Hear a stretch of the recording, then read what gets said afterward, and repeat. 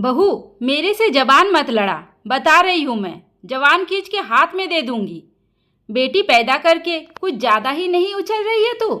तुझे समझ में भी आ रहा है कितने खर्चे बढ़ गए हैं इस घर के? हर महीने तेरे पति को कुछ कुछ पैसे दहेज के लिए निकाल के रखने पड़ेंगे, तब तो जाकर पार लगेगी तेरी बेटी। माँ जी, मैं आपसे नहीं पूछ रही, मैं अपने पति से बातें कर रही। कहीं से लेकर आई है क्या तू?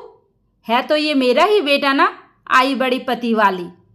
खटता रहता है मेरा बेटा पूरा दिन, ये तो तुझे दिखाई नहीं देता। आई है बेटी को कलेक्टर बनाने। कलेक्टर बना लेना, मना किसने किया है? फ़ोन करके मांग ले अपने भाई बाप से पैसे, अपनी बेटी को जितना पढ़ाना है पढ़ा ले। कांता जी लगातार अपनी बहू सुशीला को चिल्लाई जा रही थी। सुशीला भी जिद पर अड़ी थी। असल में सुशीला के 2 बच्चे थे, एक बेटा आरब 10 साल का और बेटी जूही 5 साल की। विनोद ने बेटे का एडमिशन एक अच्छे प्राइवेट स्कूल में करा दिया था और बेटी का एडमिशन वही पास के मोहल्ले में ही करा दिया। कम फीस के चलते उसमें बच्चे भी ज़्यादा थे, पढ़ाई भी ढंग से नहीं हो पाती। बस एक नाम का स्कूल था। सुशीला किसी भी कीमत पर जूही को वहाँ नहीं भेजना चाहती थी, वो भी जूही को आरब के साथ उसी स्कूल में डालना चाहती थी। सुशीला ने कितनी बार ही अपने पति विनोद से कहा कि जूही का एडमिशन भी आरब के स्कूल में ही करवा दो, लेकिन बीच में ही कांता जी कूद पड़ती। वो जूही का एडमिशन आरब के स्कूल में नहीं करवाने देना चाहती थी, क्योंकि आरब के स्कूल का फीस 8,000 महीने की जाती थी। इसलिए कांता जी की नज़रों में ये था कि आरब लड़का है, पढ़ लिख कर उसे 2 पैसे कमाने हैं, घर के खर्चे देखने हैं, परिवार देखना है, इसलिए उसकी पढ़ाई बहुत ज़रूरी है। इसलिए वो अच्छे स्कूल में पढ़ेगा। और जूही ठहरी लड़की, कितना भी पढ़ा लिखा लेगी, आखिरकार ससुराल में जाकर किचन ही तो संभालना है उसे। और मान लो अगर कमाने भी लग गई तो कौन सा अपने माँ बाप को देगी? देगी तो ससुराल वालों को ही ना। इसलिए हम अपने पैसे क्यों खर्च करके उसकी अच्छी पढ़ाई लिखाई करें? इससे अच्छा है कि दहेज तो देना ही है, तो हर महीने कुछ कुछ पैसे दहेज के लिए ही उसके नाम से जमा कर दो। कांता जी की सोच बहुत लंबी थी, लेकिन सुशीला बिल्कुल ही कांता जी के उल्टा सोचती थी। वो अपनी बेटी को अच्छी शिक्षा देना चाहती थी, उसे भी अरब के स्कूल में डालना था। उसने भी अपनी बेटी के लिए कुछ सपने देखे थे जो किचन तक ही नहीं सीमित थे, और वो जमाने के हिसाब से अपनी बेटी को पालना चाहती थी। बस इसी बात को लेकर आज घर में बवाल हो रहा था। सुशीला के कहने पर जब विनोद जूही का एडमिशन अरब के स्कूल में कराने भी जाता तो कांता जी उसे तुरंत अपनी कसम देकर रोक लेती।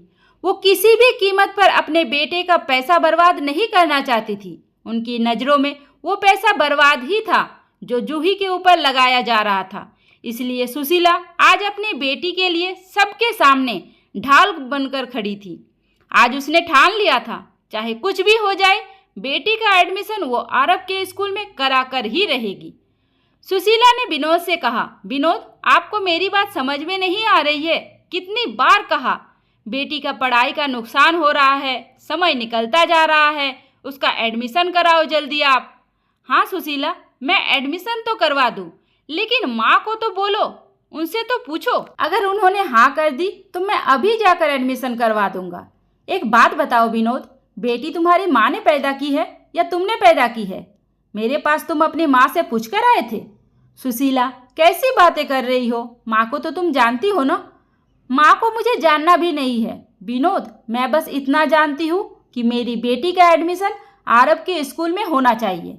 विनोद, आप समझने की कोशिश करिए। आप अभी से दहेज के लिए पैसे इकट्ठा कर रहे हैं, उसे क्या मिलेगा? हम जितना दहेज देंगे लड़के वालों के लिए कम ही पड़ता है।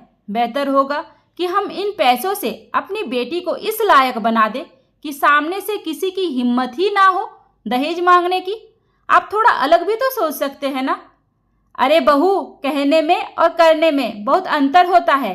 तुम्हारी जबान जैसी चल रही है ना, वैसे जिंदगी नहीं चलती है। माँ जी, आप चुप ही रहिए। मेरी बेटी की जिंदगी का सवाल है। मैं यहाँ किसी भी कीमत पर चुप नहीं रहूँगी। जमा नहीं करवाने दूंगी दहेज के लिए पैसे। मुझे अपनी बेटी को पढ़ाना है। भगवान ने चाहा तो मेरी बेटी खुद पढ़ लिख कर इस लायक हो जाएगी कि दहेज की चिंता ही नहीं रहेगी। ठीक है, तू कर ले अपने मन की, मैं भी मरूंगी नहीं, जिंदा ही रहूंगी। देखती हूँ तू अपनी बेटी की शादी बिना दहेज के कैसे कर लेगी। एक भी दहेज नहीं देने दूंगी मैं अपने बेटे को, समझ लेना तुम भी मेरी बात। बेटे से बेटी की तुलना करने चली है। माँ जी, आप बेटियों को जितना नीचे समझते हैं ना, शायद आपकी सोच की वजह से ही तो भगवान ने आपको एक बेटी भी नहीं दी, क्योंकि बेटी वालों का ना दिल बहुत बड़ा होता है और आपके पास तो दिल ही नहीं है। शायद इसलिए आपकी बेटी भी नहीं है। तो आप क्या समझोगी बेटी का दुख? अरे तो कौन से मैं नरक में हूँ, अच्छी ही है। नहीं है बेटी, आए दिन का क्लेश कौन पालता, छुट्टी है। फिलहाल सुशीला कांता जी के मुंह नहीं लगना चाहती थी। विनोद से लड़ झगड़ कर आखिरकार उसने आरव के स्कूल में ही रूही का एडमिशन करा ही लिया। अब सुशीला बहुत ही खुश थी, अब उसकी बेटी भी अच्छी शिक्षा पाएगी। सुशीला को आए दिन कांता जी के ताने जरूर सुनने को मिलते थे, बना ले कलेक्टर बिटिया को। लेकिन सुशीला सास की बात को सीरियस ना लेते हुए अपने काम में लगी रहती। धीरे धीरे समय निकलता गया और आज सच में इतनी लड़ाई झगड़ा, इतने तनाव के बाद आखिरकार सुशीला की मेहनत रंग लाई। समय के साथ साथ बेटी बड़ी होती गई और आज वो सच में एक सफल डॉक्टर के रूप में सुशीला के सामने खड़ी थी। बेटे को भी एक अच्छी सरकारी नौकरी लग गई थी। अब सुशीला का सपना पूरा हो गया था। जैसे ही जूही सुशीला के सामने डॉक्टर के रूप में आती है, सुशीला के आंखों में आंसू आ गए थे। बेटी को गले लगाकर रो पड़ी थी वो। विनोद भी खड़े खड़े मुस्कुरा रहा था। उसने सुशीला के कंधे पर हाथ रखते हुए कहा, सच में सुशीला, तुम बेटी के भविष्य के लिए माँ के साथ साथ उसकी किस्मत से भी लड़ गई। आज जूही जो कुछ भी है तुम्हारी देन है। इतना सुनते ही सुशीला का सीना गर्व से चौड़ा हो गया था। उसे अपनी बेटी पर नाज हो रहा था। जूही को लाकर वो अपनी सास के सामने खड़ी कर देती है और कहती है, देखिए माँ जी, बन गई मेरी बेटी एक कुशल डॉक्टर। हाँ हाँ, देख रही हो, अब तो तुम्हारे सपने पूरे हो गए हैं ना। अब शादी भी करो इसकी, देखती हूँ अब तो असली मजा आएगा। डॉक्टर बन गई है तो कौन सा कमा के तुम्हें देगी। माँ जी, अब तो आप सुधर जाइए।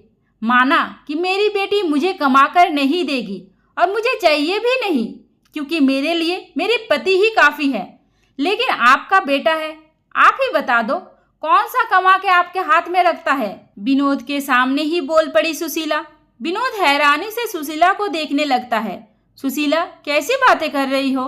मैंने कमी क्या छोड़ी है तुम लोगों को? घर के सारे खर्चे तो मैं ही देखता हूँ ना। विनोद, ये तो आपका फर्ज है। आप अपने पैसों से क्या करते हो उससे माँ जी को कोई मतलब नहीं है ना। तो वैसे ही मेरी बेटी अपने पैसों से क्या करेगी, मुझे उससे कोई लेना देना नहीं है। मुझे तो इसी बात की खुशी है कि मेरी बेटी आज अपने पैरों पर खड़ी है। कुछ दिनों बाद ही जूही सुशीला को राज के बारे में बताती है। राज जूही के साथ ही पढ़ता था और इस समय प्रैक्टिस भी जूही के साथ ही कर रहा था। जूही और राज दोनों एक दूसरे से बहुत प्यार करते थे। राज के बारे में जानकर सुशीला राज के माँ बाप से बातें करती है। राज के माँ बाप को भी कोई ऐतराज नहीं था। आज राज के माँ बाप राज का रिश्ता जूही के लिए लेकर आए थे। जूही उन्हें बहुत पसंद थी। बातों ही बातों में सुशीला जी ने धीरे से राज के माँ बाप से कहा, भाई साहब, अगर आप लोगों को भी कोई इच्छा है तो आप हमें बता दीजिए। इतना सुनते ही कांता जी के कान खड़े हो गए। वो मुस्कुराकर अपनी बहू को देखने लगी। उनकी मुस्कुराहट के पीछे ये था कि देख लो, कितना भी पढ़ा लिखा लोगी, दहेज देना ही पड़ता है। अब सुनो उनकी मांग, तब तुम्हें समझ में आएगा कि मैं कहाँ गलत थी। सास की मुस्कुराहट के पीछे का मतलब सुशीला अच्छी तरह से समझ रही थी। ये बात पूछते हुए उसके दिल की धड़कनें भी बढ़ी हुई थी। कहीं अगर सच में इन लोगों ने कोई मांग कर दी तो आज वो अपनी सास के सामने हार जाएगी, गलत साबित हो जाएगी। लेकिन आज राज के पापा ने कहा, बहन जी, आप हमें क्या दहेज देंगे? आप तो हमें खुद साक्षात लक्ष्मी दे रही है, जो घर के साथ साथ बाहर का भी काम संभाल लेगी। इस लक्ष्मी का मोल कुछ पैसों से तो नहीं किया जा सकता। और मैं दहेज मांगूंगा तो कैसे? जिस पोस्ट पर मेरा बेटा है उसी पोस्ट पर आपकी बेटी भी तो है। तो जब बेटी भी कंधे से कंधा मिलाकर बेटों के साथ खड़ी है तो फिर दहेज किस बात का? दोनों बच्चों की खुशी में ही हमारी खुशी है। इतना सुनते ही सुशीला के चेहरे पर एक विजयी मुस्कान, आंखों में आंसू आ गए थे। वो गर्व से सीना चौड़ा करके अपनी सास को देखती है, जैसे कह रही हो, देखा माँ जी, आज मैं जीत गई, आप हार गई। मेरी बेटी खुद इस लायक है कि सामने वाला भी दहेज मांगने से पहले 4 बार सोचेगा। नहीं है चिंता मुझे अपनी बेटी के दहेज की, क्योंकि मैं एक डॉक्टर बेटी की माँ हूँ। बहू की मुस्कुराहट देख कांता जी की मुंह बना लेती है। आज उनका तजुर्बा गलत साबित हो गया था। आज उनकी बहू एक नई सोच रंग लाई थी कि 15 लाख 20 लाख दहेज देने से अच्छा है कि उन्हीं पैसों से अपनी बेटी की पढ़ाई कर दो, ताकि बेटी खुद इस लायक बन जाए कि सामने वाला भी दहेज मांगने से पहले सोचे। आज विनोद को भी अपनी पत्नी के सोच पर, उसके फैसले पर गर्व हो रहा था। दोस्तों, आज भी बहुत जगह ऐसा है जहां बेटियों की पढ़ाई लिखाई पर ज़्यादा ध्यान नहीं दिया जाता। उन्हें बस इतना ही पढ़ाया जाता है कि उनकी शादी अच्छे से हो जाए। इस सोच को बदलने के लिए सुशीला का तरीका एकदम सही था। दोस्तों, ये कहानी तो बहुत ही अच्छी है।